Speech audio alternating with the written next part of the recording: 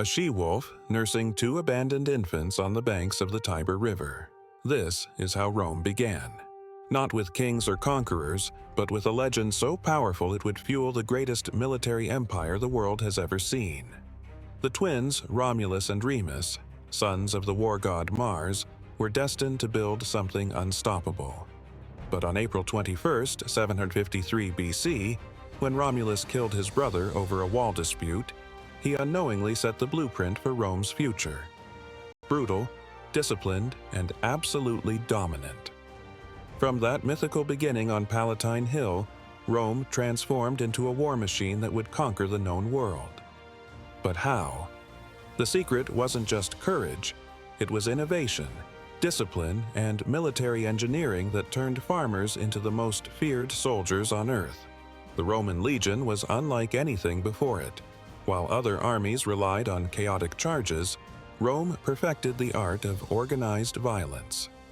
Each legion contained roughly 5,000 men, divided into smaller units called maniples and centuries. This wasn't a mob.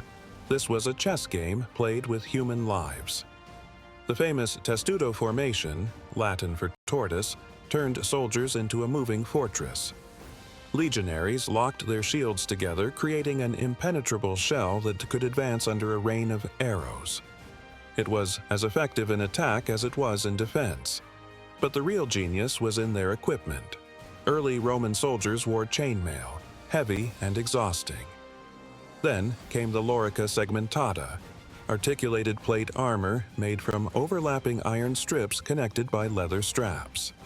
It was 1/3 lighter than chainmail, but offered superior protection.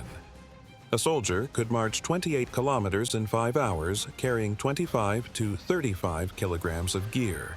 That's more demanding than modern U.S. Army requirements. Their weapons were equally revolutionary. The gladius, a short double-edged sword, was designed for stabbing in close combat, not slashing.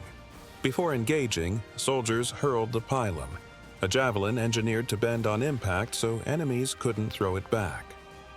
These weren't just weapons. They were psychological tools designed to break enemy morale before the real fighting began. Roman military training was unforgiving. Recruits trained with wooden swords heavier than real ones, building strength and endurance. They learned to march in perfect rhythm, build fortified camps every single night, and fight in formations so tight that individual survival depended on the man next to you. This created an unbreakable bond. Discipline was enforced through decimation, where 1 in every 10 soldiers in a cowardly unit was executed by his own comrades.